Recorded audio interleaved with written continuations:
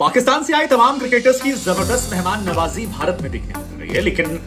पाकिस्तान के विकेटकीपर बल्लेबाज मोहम्मद रिजवान के इर्द गिर्द विवाद भी बढ़ता है। आलम यह हो गया कि फिलहाल मोहम्मद रिजवान को लेकर इंडिया वर्सेस भारत हो गया। अब इंडिया वर्सेस भारत कहने के मायने ये है कि टर्म्स में भारत इस वक्त वो लोग ज्यादा इस्तेमाल करते हैं जो राइट विंग आइडियोलॉजी से जुड़े हुए हैं, जो हिंदू आइडियोलॉजी को मानने वाले लोग हैं और जो खुलकर कहते हैं हिंदू राष्ट्र की बात करते हैं, या फिर राइट विंग से जुड़े जितने भी लोग हैं, जो भी आपको सोशल मीडिया में लगे। और इंडिया इस वक्त ज्यादा वो इस्तेमाल करते हैं पॉलिटिकल टर्म्स में जो लेफ्ट आइडियोलॉजी या फिर सेंटर आइडियोलॉजी, जिसे राइट विंग वाले कई बार प्रो मुस्लिम आइडियोलॉजी भी कहते हैं। ये इंडिया के पॉलिटिकल स्ट्रक्चर के साथ बना है। लेकिन मोहम्मद रिजवान को लेकर विवाद इसलिए बढ़ रहा है क्योंकि रिजवान जब इंडिया वर्सेस पाकिस्तान मैच खिलाफ खेलने के बाद जा रहे थे तो उनके पीछे जय श्री राम जय श्री राम जय श्री राम जय श्री राम के नारे लगने लगे और जबरदस्त तरीके से मैच। इसके बाद सोशल मीडिया पर दो तरह के ट्रेंड चलने लगे। एक वर्ग ने चलाया सॉरी पाकिस्तान, जिसमें कई लोगों ने कहा कि हम इस बात को लेकर शर्मिंदा हैं कि आप हमारे मोहम्मद रिजवान का खौफ, नमाज का खौफ, मुसलमान का खौफ। भारतीय स्टेडियम में जब मोहम्मद रिजवान मैच हारते हैं, जीतते हैं, उसके बाद नमाज़ पढ़ते हैं क्योंकि वो सच्चे मुसलमान हैं। नमाज हर मुसलमान पर फ़र्ज़ है, तो लिहाजा मोहम्मद रिजवान मैच के दौरान ही जैसे वक्फा आता है नमाज़ पढ़ लेते हैं। तो भारतीय मीडिया का कहना है कि मोहम्मद रिजवान को नमाज़ पढ़ता देखकर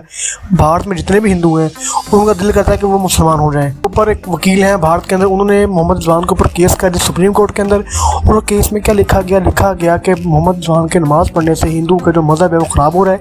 इसलिए मोहम्मद रिजवान पर पाबंदी लगाई जाए। याद रहे कि ये वही वकील है जिन्होंने पाकिस्तान के स्पोर्ट्स जर्नलिस्ट जैनब अब्बास पे इल्ज़ाम लगाया था, जिसकी वजह जैनब अब्बास को छोड़ना पड़ा था ग्राउंड।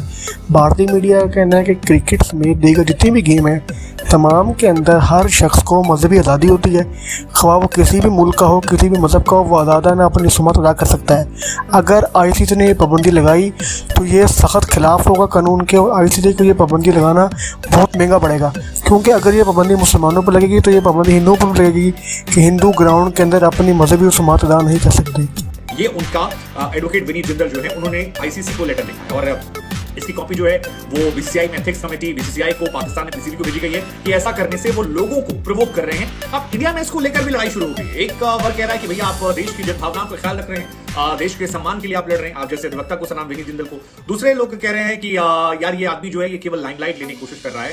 वो एक स्पोर्ट्समैन है लेकिन एक इंसान भी है, और अगर वो नमाज पढ़ रहे हैं तो इससे किसी का क्या नुकसान हो रहा है, मतलब किसी को इससे क्या एलर्जी हो रही है, क्यों दिक्कत हो रही है। ये सिर्फ एक लाइमलाइट करने का तरीका है, ये कोई सेंस नहीं बनाता इस बात का। उनकी अपनी प्रैक्टिस है, उनका अपना हिसाब किताब है, वो किसी आतंकवादी के लिए नहीं कर रहे हैं, वो अपने आप के लिए कर रहे हैं, और इस तरह के माइंडसेट से हम कंट्रोवर्सी खड़ा कर रहे हैं सिर्फ और सिर्फ अपने आप को लाइमलाइट करने के लिए। किसी व्यक्ति के जीवन में हमें दाखिल या झांकने का हक नहीं होना चाहिए। ये रिजवान के समर्थन में इंडिया में लोग कह रहे हैं। अब रिजवान को लेकर पाकिस्तान वाले बू को लेकर भी काफी सवाल खड़ा हुआ था कि क्या हो रहा है। हालांकि उसके बाद कई सारे वीडियो निकल कर आए, जिसमें 2013 में चैंपियंस ट्रॉफी में विराट कोहली, मोहम्मद शमी, सिराज को भी पाकिस्तान क्रिकेट फैंस जो है बू कर रहे थे, कोहली क्या हो गया, तेरी अकड़ निकल गई, ऐसा वैसा ये वो। सो आई बिलीव इंडिया और पाकिस्तान में, क्योंकि cricket is not just a game, it's little bit more, तो ये हमारे आपके ऑडियंस का कल्चर रहा है कि अगर हम चढ़ते हैं तो जबरदस्त तरीके से हम चढ़ जाते हैं और एक दूसरे के खिलाड़ियों का मजाक उड़ाने की कोशिश करते हैं। कई बार कुछ लोग जो हैं वो हदें ज्यादा पार कर देते हैं, कुछ ज्यादा कर, जैसे पाकिस्तान वाले में लग रहा था नारे, कई सारे नारेबाजी जो देखने को मिल रही थी। अब अगर कोई आप में से मासूम फैन और कह रहा है कि यार ऐसा यहाँ नहीं होता, वहां नहीं होता, तो आप इंडिया पाकिस्तान के मैच के दिन आप सोशल मीडिया स्क्रॉल कर लीजिएगा